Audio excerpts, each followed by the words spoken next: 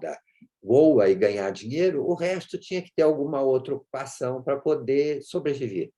E eu fui trabalhar na Secretaria de Cultura, mas onde eu trabalhei também durante o mesmo tempo que eu fazia teatro, eu fiz a secretaria, mas trabalhei como assessor de gabinete de secretário, era concursado, mas para a área de teatro, dança e circo, né? Para as artes de um modo geral.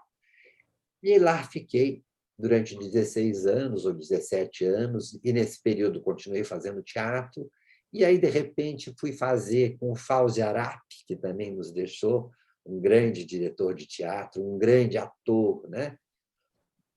Um projeto que foi no Você está Teatro falando Jardim. aí da década de 70 e 80? 70 e 80, mais ou menos. Hã? Eu comecei na década de 70, porque o Falso Brilhante é de 1970, estreou em dezembro de 1975 e saiu de cartaz em fevereiro de 1977. E aí depois foi seguindo, foi seguindo. Quando do Fauzi Arap, que eu estou falando, que ele montou um grupo com a mesma filosofia do antigo teatro de arena, onde os atores não podiam ser só atores, o ator tinha que ser multivalente. Então, o ator tinha que dirigir, o ator tinha que escrever, não podia só ficar naquela... que era uma coisa que meio uma escola do teatro de arena. E aí eu fui lá, o Chico de Assis, que cuidava da parte da dramaturgia, Klaus Viana cuidava da parte de corpo, só gente de realmente primeiro time, gente muito boa. E lá eu fiquei quase 2 anos, e foi lá que eu escrevi, foi a fórceps, praticamente, porque era obrigado, tinha que escrever, que eu escrevi esse primeiro texto meu, que chamava-se Agora Cacilda, que foi encenado e que me deu o prêmio Shell, que você mencionou e que, para mim, foi uma baita de uma surpresa, porque, imagina, o seu primeiro texto, né, escrito... Tudo, o que eu estou querendo te dizer assim, tudo na minha vida foi feito sem a menor pretensão. Eu não queria ser assim um grande ator de teatro, eu não queria ser um dramaturgo. As coisas foram acontecendo. Obviamente que eu tinha paixão pelo teatro, senão não teria feito, principalmente nessa época em que as coisas eram extremamente difíceis, não eram nada fáceis. E escrever também foi uma paixão.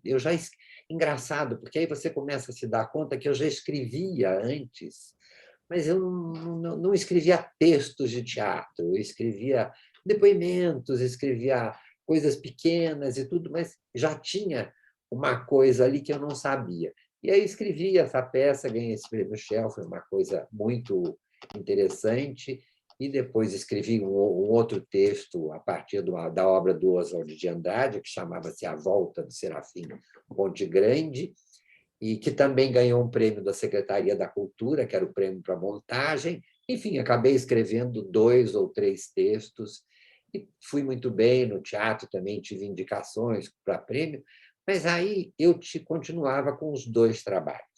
E aí um dia eu falei assim, não dá para continuar, porque como é que eu vou fazer? Uma hora eu vou envelhecer, e como é que eu vou aguentar fazer tudo que eu faço? Porque eu era completamente louco, imagina, eu trabalhava 14 horas, 15 horas por dia, porque eu saía do trabalho e ia para o teatro para ensaiar, e quando não ia para ensaiar, ia para fazer espetáculo. Eu fiz 16 anos como ator profissional, né?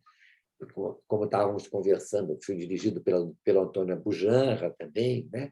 Enfim, graças a Deus só tive grandes diretores, e Márcia Aurélia, outro, que foi um grande diretor, mas aí eu tinha que tomar uma decisão, porque eu falava assim, eu não posso continuar assim, porque uma hora eu não vou aguentar esse tranco, né? E teve uma cena muito interessante, que um dia eu tinha uma sala, obviamente, imagina, assessor de gabinete de secretário da Cultura, tinha uma sala muito bonita, com quadros e com isso, com aquilo, com aquilo outro, e eu, para você ver uma ideia, a coisa da escrita, eu fazia pareceres, eu dava pareceres sobre projetos e tudo, pareceres esses que eram assinados pelo secretário, ou que iam para as comissões especializadas para análise e tudo. E aí, um dia, eu abri a porta para entrar na sala e me vi sentado na cadeira velhinho. Também tem o meu lado de teatro, né? Você sempre dá um jeito de fazer uma coisa, tem uma coisa teatral na cabeça. Mas aquilo me tocou muito. E eu falei assim, eu não quero mais continuar aqui. Imagina, eu era concursado, tinha um cargo efetivo, ganhava bem, tinha toda uma situação estável, ninguém podia me mandar embora, porque eu era efetivo. Mas foi quando eu resolvi que iria partir para uma outra coisa, que iria me dedicar ao teatro. Mas ainda continuava tudo muito difícil. E como o teatro que eu fazia, que era o famoso teatro de grupo, né, onde nós não tínhamos um patrocinador, não tínhamos um empresário, nós tínhamos que nos virar e fazer tudo. Então, eu fazia a produção também dos espetáculos, ajudava. Então, foi quando eu decidi que eu iria fazer uma empresa, que eu iria ter uma firma para cuidar de eventos, principalmente de teatro e de dança. E, logo na sequência, eu fui fazer a Bienal Internacional de São Paulo. O João Cândido Galvão, que era o curador, era a Bienal de 91. Fui fazer junto com outros amigos com os quais eu tinha a empresa. E, nessa época, foi uma época que veio Andrei Serban, com trilogia antiga, que veio Bob Wilson, que veio Fura Deus Baus, enfim. Nessa Bienal, que era de artes plásticas, mas que tinha uma coisa de teatro e de dança também, foi uma coisa muito, muito grande.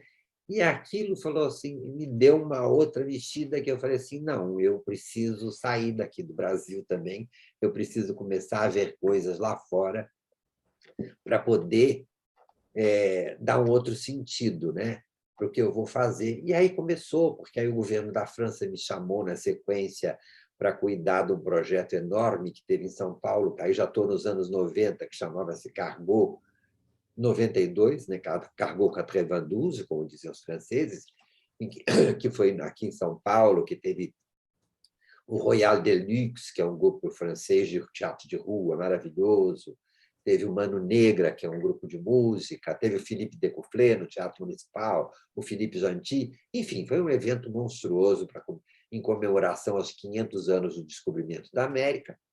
E daí foi. Aí, quando eu acabei isso, logo na sequência, a Ruth Escobar, né? Portuguesa, do Porto, cidade que eu adoro o Porto, adoro Portugal, acho um país lindo.